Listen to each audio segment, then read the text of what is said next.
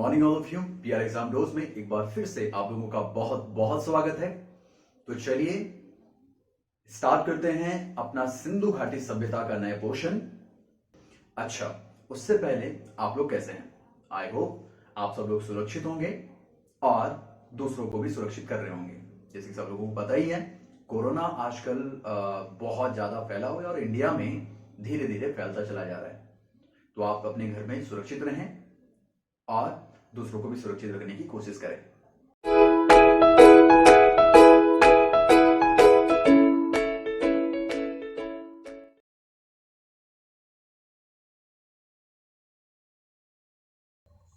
तो चलिए स्टार्ट करते हैं चनहूदड़ों को। देखिए, ये जो भाग है चनहूदड़ों का, यह है दूसरा भाग। पहले भाग के अंतर्गत हमने कुछ चीज़ों को पढ़ चुके हैं, जिसमें कि हम लोगों ने पढ़ा कि चनहूदड़ों वास्तव में कहाँ पर स्थित है, और दूसरी बात हमने पढ़ी कि चनहूदड़ों कौन सी नदी के किनारे पर और नदी के जो किनारा है उसके कौन से तट पर स्थित है। साथ में हमने ये चेक किया कि चनहूदड़ों को ढूंढ किसने निकाला, यानी कि खोजा किसने था। साथ साथ में ये देखा कि चनहूदड़ों की जो खुदाई की थी वो किन्होंने की थी। साथ साथ में एक आध पॉइंट्स हम लोगों ने और भी वहां पर कंप्लीट कर चुके थे लास्ट वीडियो में, राइट। आज के इस सेशन में, इस वीडियो में हम बात करेंगे चनहूदड़ों के दूसरे भाग के बारे में, जिसके अंतर्गत हम देखेंगे इसके नगर नियोजन को, यानी कि वो नगर नियोजन जो कि चनहूदड़ों को जीवंतता प्रदान करता है। अच्छा, इससे पहले एक और बात कर लेते हैं। ध्यान रखें, चनहूदड़ों भले ही पाकिस्तान में स्थित है, हमने पहले देख चुके हैं, परंतु चनहूदड़ों की जो खुदाई है वो अभी तक नहीं हो पाई है। यानी कि जैसे कि अभी तक हम लोगों ने बात की थी मोहनजोदाड़ो के बारे में, हमने बात की थी हड़प्पा लोथल के बारे में, जिनमें कि काफ़ी सारी खुदाइयाँ हो चुकी हैं और काफ़ी सारी चीज़ें हम लोगों ने वहाँ से ढूंढ निकाली हैं। परंतु चनहूदड़ों जो है ऐसा नहीं है। चनहूदड़ों के लिए पाकिस्तान सरकार ने कुछ ज़्यादा कदम नहीं उठाए। हाँ, ये जरूर है कि वहाँ पर अब म्यूज़ियम बनाया जा रहा है, और म्यूज़ियम इसलिए बनाया जा रहा है ताकि चनहूदड़ों की साइट से, उस क्षेत्र से जितनी भी चीज़ें हमको प्राप्त हों वो वहाँ पे रखी जा सके, जैसे कि हम लोगों ने कई बार पिक्चर्स में भी देख चुके हैं, राइट। और भी और क्षेत्रों के बारे में, ठीक है। तो चलिए इस वीडियो में हम लोग बात करने वाले हैं चनहूदड़ों के दूसरे भाग, जिसके अंतर्गत पढ़ेंगे हम लोग नगर नियोजन के बारे में। तो देखें, जैसे कि आपको चित्र दिख भी रहा है और यहाँ पे हम लोगों ने कई सारी बातें लिखी हुई हैं, जैसे कि आपको दिखाई भी दे रहा होगा। अब आप लोग यहाँ पे देखिएगा, पश्चिमी टीला लिखा हुआ है और साथ साथ में पूर्वी टीला लिखा हुआ है। ये पश्चिमी टीला, पूर्वी टीला, अपर नगर, अपन ऊपरी नगर बोलें या फिर निचला नगर बोलें, तो दो क्षेत्र हमारे पास में स्थित थे, और ये क्षेत्रों के बारे में हम पहले भी बात कर चुके हैं। परंतु आपने वहां पे ये देखा होगा कि अगर मोहनजोदड़ो बोलें, हड़प्पा बोलें या फिर लोथल के बारे में बोलें, तो वहां पे हमने देखा था कि किसी का तो चारों, यानी कि जो पश्चिमी टीला था और पूर्वी टीला था वो घिरा हुआ है आपस में, ठीक है। साथ में हमने ये भी देखा कि आपके या फिर पश्चिमी टीला घिरा हुआ है, क्लियर हो गया, या फिर दोनों घिरे हुए हैं। परंतु यहां पे आप लोग देखेंगे कि ना तो पश्चिमी टीला और ना ही पूर्वी टीला चार दीवारी से घिरा हुआ है, यानी कि दुर्गीकृत बिल्कुल नहीं है, किले से इसको घेरा नहीं गया है। अब ऐसा क्यों है? तो ऐसा बोला जाता है कि चनहूदड़ों में व्यापार बहुत उन्नत स्थिति में था, तो हो सकता है कि यहाँ के लोग जो हैं वो डर उनके अंदर ज़्यादा ना हो, किसी बाहरी आक्रमण से उनको डर ना हो, इस वजह से हो सकता है उन्होंने ऐसा किया होगा। तो हमने देखा पहला पॉइंट कि पश्चिमी टीला और पूर्वी टीला, दोनों ही टीले या फिर कोई भी इनमें से एक टीला चार दीवारी से घिरा हुआ नहीं है, ठीक है। तो पहली बात हम लोग ने कंप्लीट कर चुके हैं। अब और बातें कर लेते हैं, जैसे कि ध्यान रखें, यहां से बहुत इंपॉर्टेंट क्वेश्चन आपके एग्जामिनेशन में पूछ लिया जाता है कि ये बताइएगा कि छोटी दावात जो इंक पॉट आप लोग कहते हैं, एक दवात जो मिली है वो सिंधु घाटी सभ्यता के कौन से क्षेत्र से प्राप्त हुई है? तो ध्यान रखें कि चनहूदड़ों से हमें दवात मिली है। आप हिंदी में उसे दवात कहते हैं, स्याही दान आप उसे कह सकते हैं, इंग्लिश में उसे इंक पॉट बोला जाता है। ठीक, नेक्स्ट बात करते हैं, यहां से हम लोगों को इंद्रगोप मनकों के निर्माण की चीजें भी हमको प्राप्त हुई हैं, या फिर आप इसको ऐसे समझ सकते हैं कि इस स्थल को इंद्रगोप मनकों के निर्माण के स्थल के रूप में भी बोला जाता है। देखें, इंद्रगोप को थोड़ा समझ लेते हैं। इंद्रगोप कार्नेलियन या फिर इंद्रगोप कह सकते हैं जिन्हें, लाल से भूरे के बीच के रंग का, लाल रंग से भूरे रंग के बीच के रंग का चाल्सीडोनी का परिवर्तन बोला जाता है। इनके समान ही सार्ड होता है, ठीक है, जो कि कुछ सख्त और गहरा होता है, यानी कि रंग से, रंग को लेकर हम लोग कह सकते हैं। तो इंद्रगोप आई थिंक आप लोग समझ चुके होंगे कि लाल रंग से भूरे रंग के बीच का कलर होता है, चाल्सीडोनी का परिवर्तन है, ठीक है। और देखें, इसलिए थोड़ा इम्पॉर्टेंट हमारे लिए चनहूदड़ो हो जाता है, क्योंकि पर्टिकुलर इंद्रगोप मनकों के मनके के कारखाने, फिर मनके हमको कहाँ से प्राप्त हुए? चनहूदड़ो से प्राप्त होते हैं। ठीक है, नेक्स्ट बात करते हैं कि जला हुआ एक कपाल एक्चुअली हम लोगों को यहां से प्राप्त हुआ है। कहां से?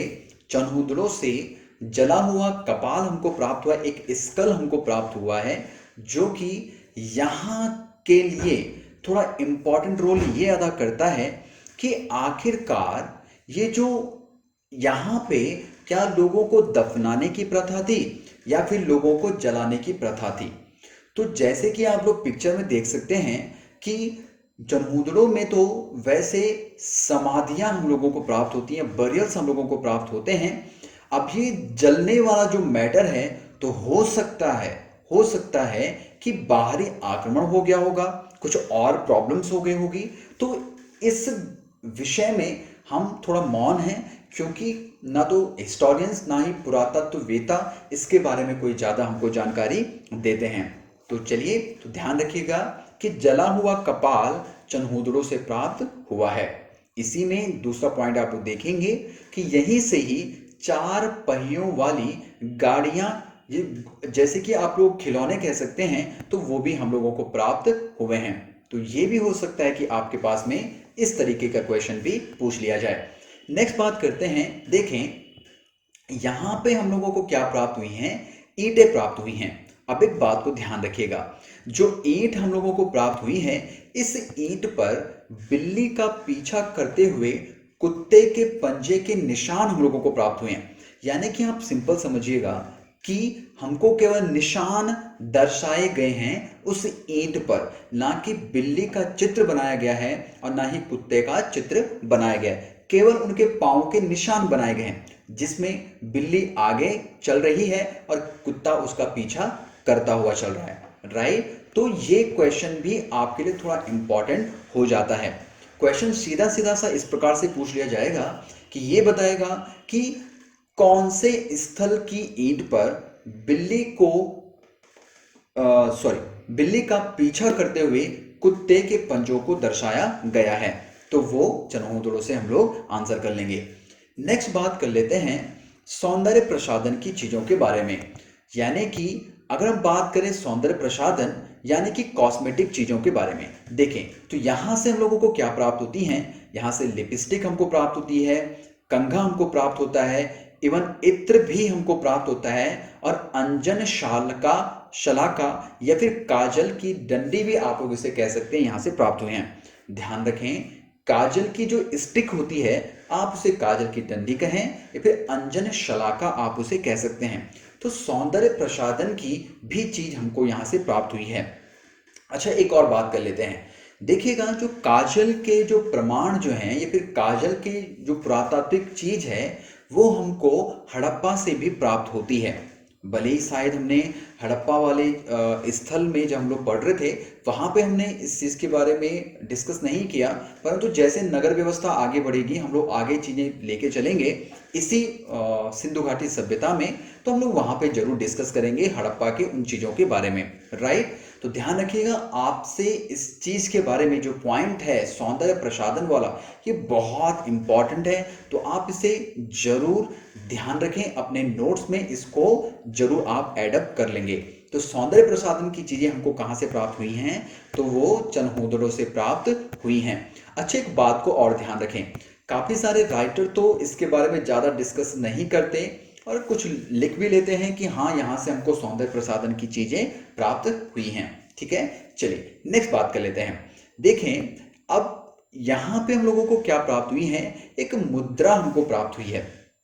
इस मुद्रा पर क्या है, 3 घड़ियाल व 2 मछलियों का अंकन किया गया है, उनका पंच मार्क किया गया है, ठीक है, जो कि हमको पूर्वी टीले से प्राप्त हुआ है। अच्छा, एक बात को और ध्यान रखें कि पूर्वी टीले में क्या प्राप्त हुआ, पश्चिमी टीले से क्या प्राप्त हुआ, ये जो क्वेश्चन है मेनली तौर पर हड़प्पा और मोहनजोदाड़ो, साथ साथ में अगर थोड़ा बहुत भी हम लोग कहें आंकने की कोशिश करें तो लोथल से पूछ लिया जाता है।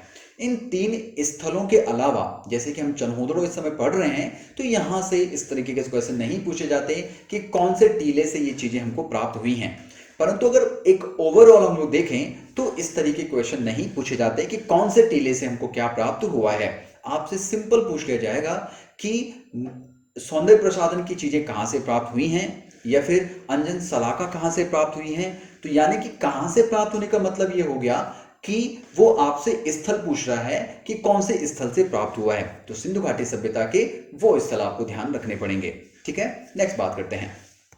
देखें अब देखो यहां पे लिखा हुआ है वक्राकार ईंटें। ध्यान रखें कि सिंधु घाटी सभ्यता का एकमात्र स्थल जिसे चनहूदड़ो कहते हैं, जहां से हमें क्या प्राप्त हुई हैं, वक्राकार ईंटें प्राप्त हुई हैं।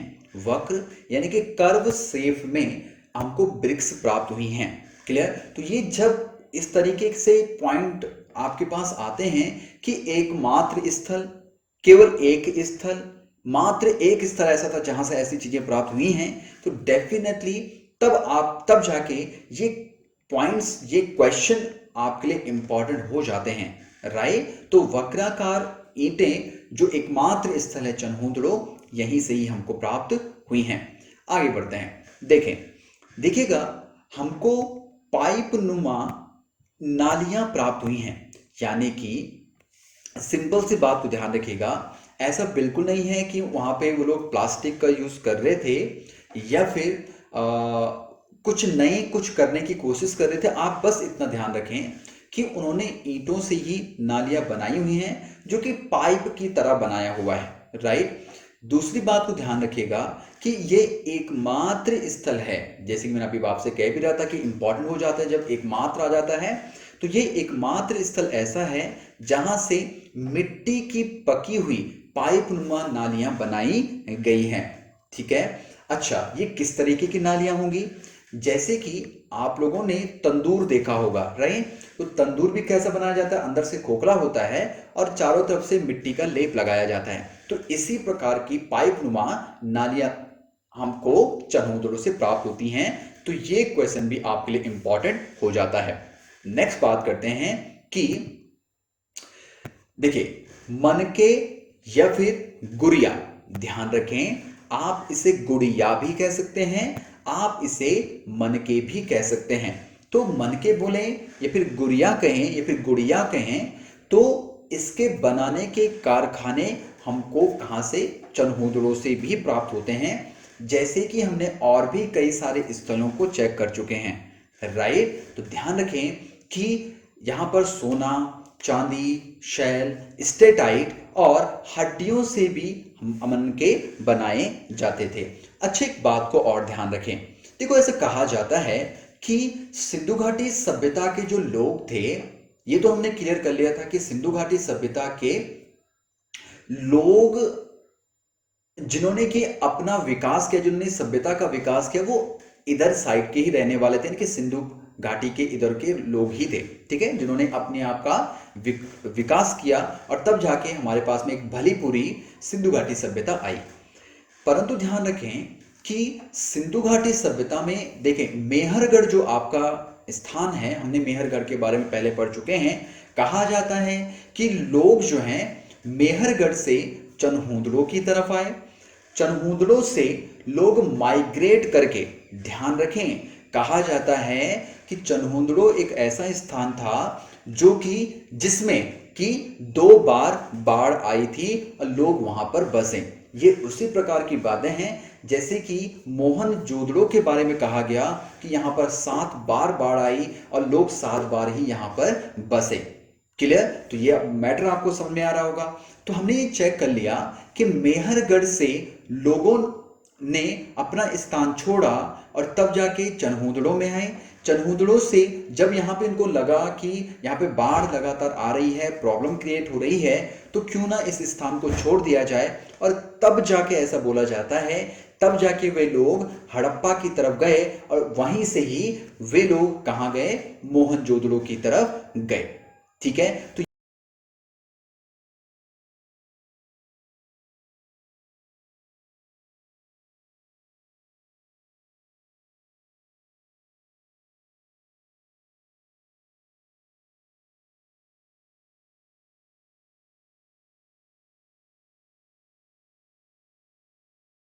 स्टार्टिंग कहां से है, यानी कि सिंपल ये है कि मेहरगढ़ से लोग किधर की तरफ आए, चनहूदड़ो की तरफ आए। चनहूदड़ो से लोगों ने माइग्रेट किया, उसके बाद वे लोग चले गए हड़प्पा, हड़प्पा से ही माइग्रेट होके वे लोग कहां की तरफ चले गए, वे मोहनजोदड़ो की तरफ चले गए। तब जगह सब एक टाइम पर वे लोग साथ में रह रहे थे अलग अलग स्थानों पे। ठीक है, तो हमने ये समझ लिया। चलिए आगे बढ़ते हैं।